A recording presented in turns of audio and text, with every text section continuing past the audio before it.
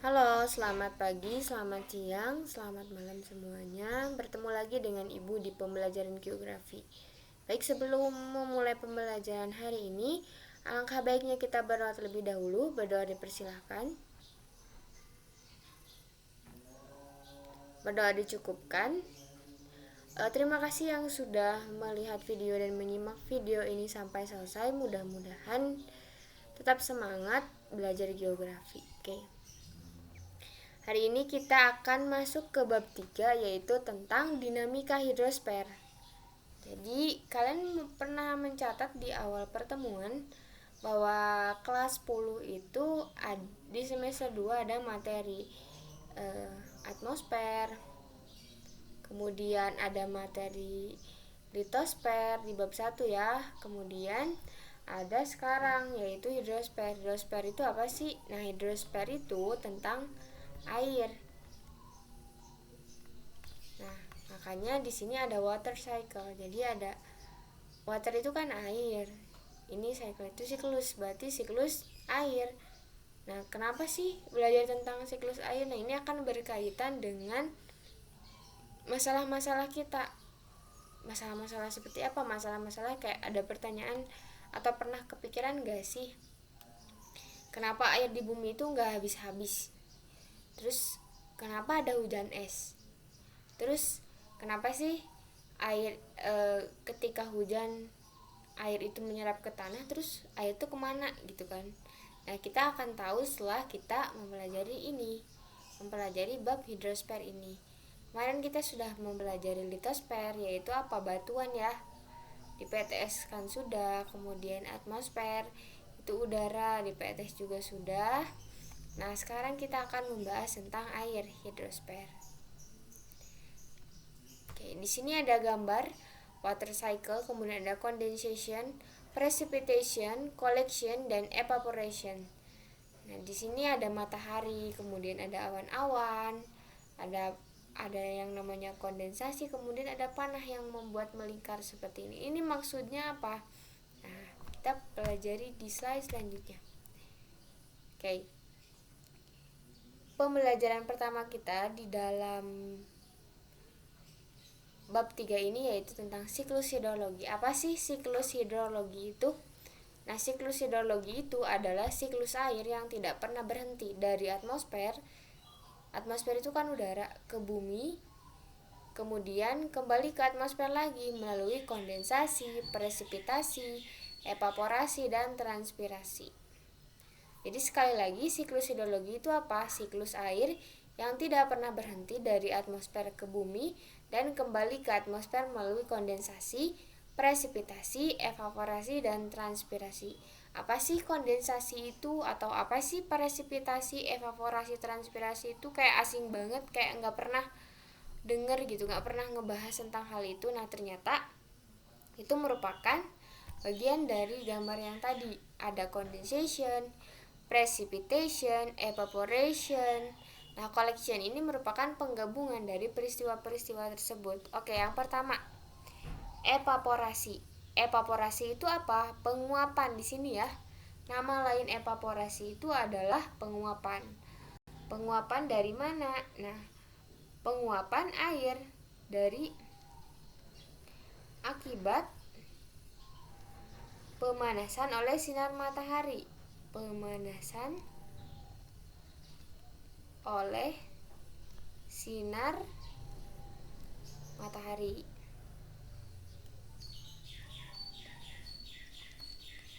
Kemudian uap air ini berasal dari penguapan tanaman dan semuanya disebut dengan evapotranspirasi atau dari laut. Nah, ini ya evaporasi. Jadi diibaratkan seperti ini. Ada matahari di sini. Kemudian matahari itu menyinari air laut. Ini laut. Nah, air laut itu menguap ke atas. Nah, penguapan ini disebut dengan evaporasi. Jadi evaporasi ini adalah penguapan air akibat pemanasan oleh sinar matahari. Ini penguapan air akibat pemanasan oleh sinar matahari. Seperti apa contoh dalam kehidupan sehari-hari? Seperti kita memanaskan air di dalam panci atau wajan. Misalkan ini kompor, kemudian di sini api. Nah, kalian kan kalau memanaskan, kalau ditutupnya ini otomatis dia akan terus asalnya airnya diam. Jadi si airnya itu kan menjadi panas dan dia mengeluarkan gelembung-gelembung. Nah, dia akan mengeluarkan uap ke atas. Nah, uap ini akan ada di dalam tutupnya berupa butiran-butiran air. Nah, itu namanya menguap. Jadi di bumi kita juga sama, tapi skalanya dia akan lebih besar. Kemudian yang kedua ada kondensasi atau pengembunan. Kondensasi atau pengembunan merupakan proses perubahan wujud air. Jadi kita bisa catat bahwa kondensasi atau pengembunan adalah proses perubahan wujud uap air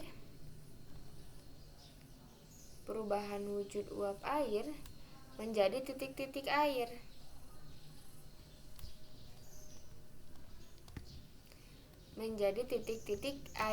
Jadi maksudnya apa? Kan tadi tuh air laut tuh ia menguap ya ke atas, kemudian dari penguapan tersebut itu air itu akan berubah menjadi inti kondensasi atau uap-uap air yang selanjutnya akan membentuk sebuah awan. Itu namanya adalah peristiwa condensation. Kalau dilihat dari slide sebelumnya itu ada condensation. Nah, yang ini ya, condensation yang ini. Kemudian dari condensation kita berlanjut ke precipitation. Nah, precipitation itu apa? Merupakan tetes-tetes air atau hujan ya. Kita bisa tahu, kita bisa lihat, makanya kalau kita lihat hujan bisa kita sebut dengan presipitasi, tidak hujan lagi. Nah, tetes air dari mana? Dari awan yang jatuh ke permukaan tanah.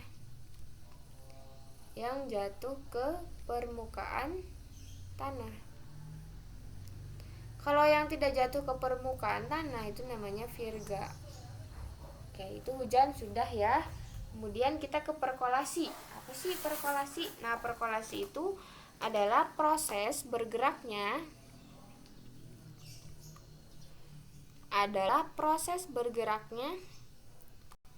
air melalui profil tanah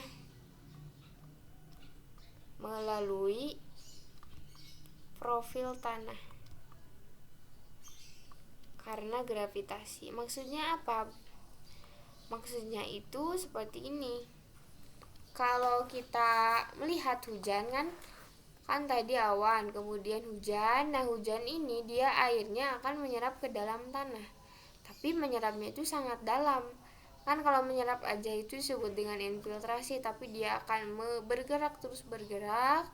Dia akan menjadi sumber air tanah dan lain sebagainya, itu namanya perkolasi. Jadi bergeraknya lebih dalam melalui profil-profil tanah.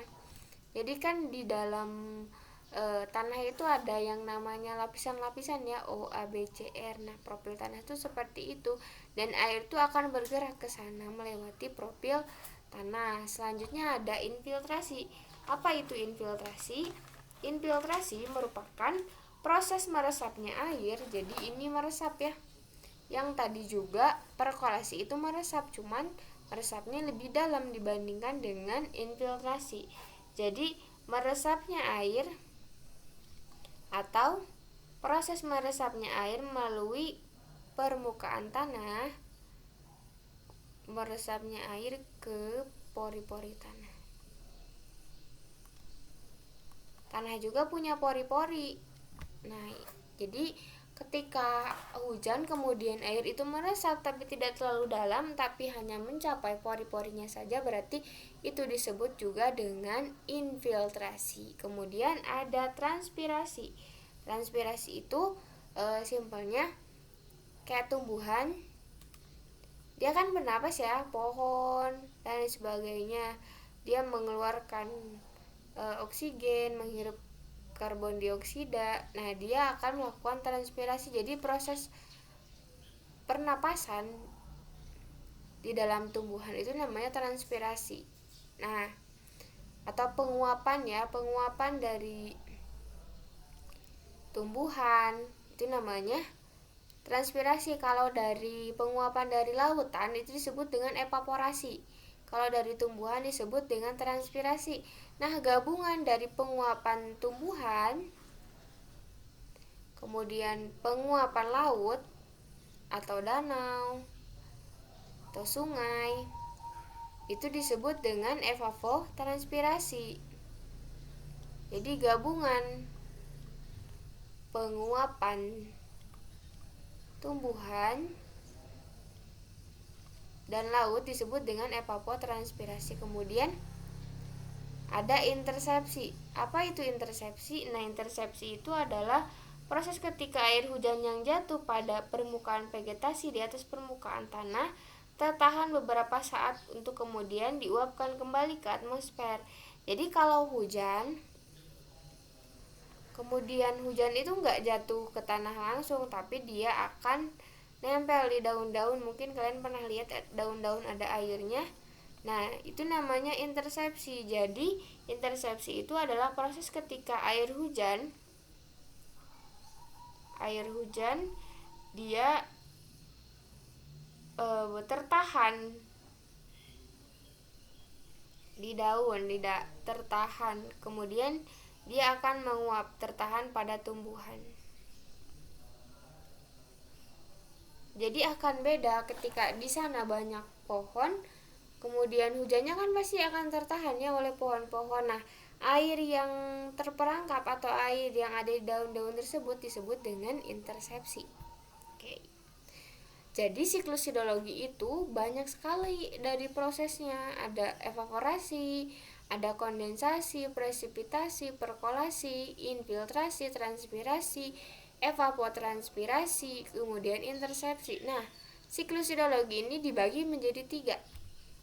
Dari yang pertama yaitu siklus pendek. Siklus pendek berawal dari mana? Dari sini. Sebetulnya ini hanya mengulangi yang tadi.